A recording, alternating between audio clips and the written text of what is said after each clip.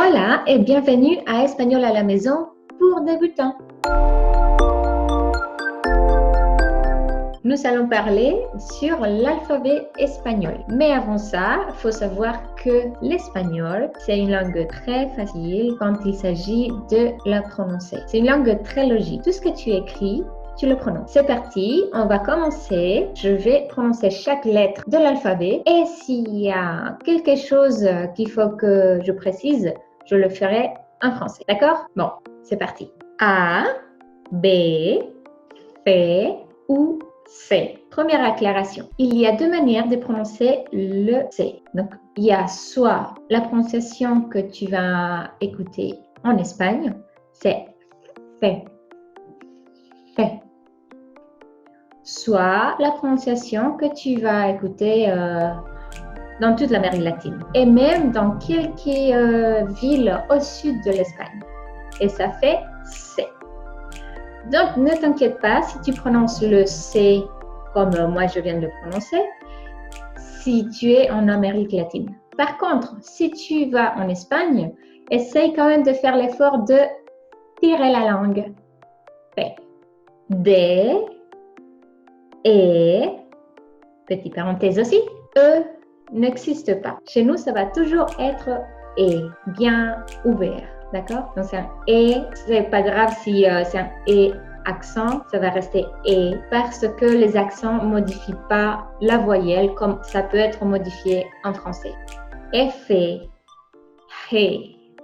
Parenthèse, He.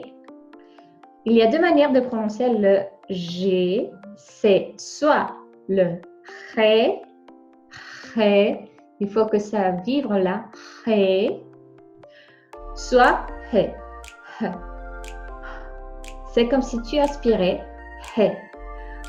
Si tu l'aspires comme ça, He, c'est plus le son que tu vas entendre en Amérique latine. Nous, notre G, il est plus doux. Là, tu vas ressentir comment il y a l'air qui réchauffe ta main. Par contre, si tu vas en Espagne, eh ben, ça va venir de là et tu dois sentir comment ça vibre. He, he. Comme dans le cas du C, he va avoir ce son seulement quand il est accompagné d'un E ou d'un I. Autrement, il va prendre le son G, comme dans gato, qui veut dire chat.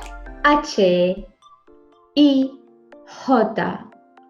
Parenthèse, J, c'est la même chose que le G. Il faut que ça vibre H, H. C'est pas le R français. Hein. Le R français, c'est de là.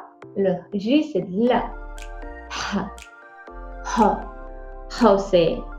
Et en Amérique latine, ça va être plus doux. J. K, L, et G.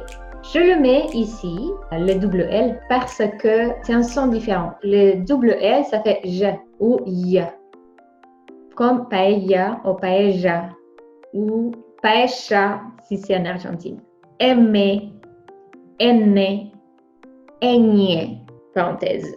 Ñ, le N avec la petite vague, comme vous le dites, c'est notre lettre espagnole, c'est notre fierté. Et en termes de son, ça va remplacer ce que vous connaissez comme le GN. Par exemple, vous dites lasagne et vous l'écrivez avec GN, et bien on écrit lasagne contre la Ñ. O, P, Q, R, parenthèse. R, faut le rouler ici juste derrière les dents. Il faut vraiment faire sortir l'air et puis faire vibrer juste la pointe de la langue. Ça fait brrr. C'est pas ici, hein, c'est pas ra. Brrr. R. S. Nous, on n'a pas de S sonore. C'est-à-dire qu'en aucun moment, en espagnol, vous allez entendre le son Z. Z. C'est juste un son pour le français et puis même en anglais, on le retrouve, mais pas en espagnol. C'est pour ça que ça n'existe pas le double S. Donc là, tu peux corriger pas mal de fautes parce que je sais que tu as tendance à mettre les deux S, le double S, quand tu entends le S. Mais vu que notre S est toute seule, ça fait S. Il n'y a pas besoin de mettre de S. Ok? Ou, parenthèse. Ou, c'est toujours ou. Tu peux savoir que tu parles avec un hispanophone parce que au niveau de son accent, à chaque fois qu'on parle en français, le U, ça passe pas comme le U que vous faites. Même, je sais pas si je suis en train de bien prononcer votre U. Pour vous faire une image mentale, à chaque fois qu'il y a un U espagnol, il faut que dans votre tête, vous mettiez OU.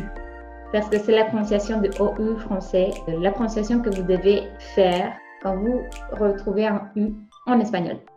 V, W, X, Y. Y, on la connaît aussi dans quelques pays d'Amérique latine comme J. Donc, ça peut être soit une voyelle à la fin, comme muy, qui veut dire très, ou comme une consonne. Et c'est ce qu'on retrouve par exemple dans mon prénom Jamile.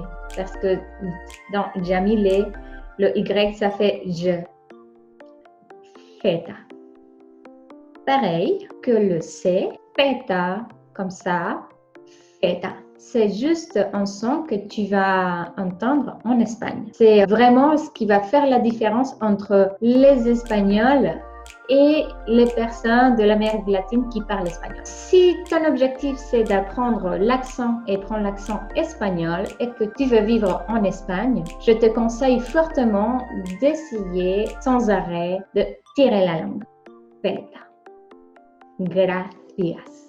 Il vous reste seulement de vous abonner ici en bas et attendre de nouvelles vidéos pour continuer à apprendre l'espagnol à la maison.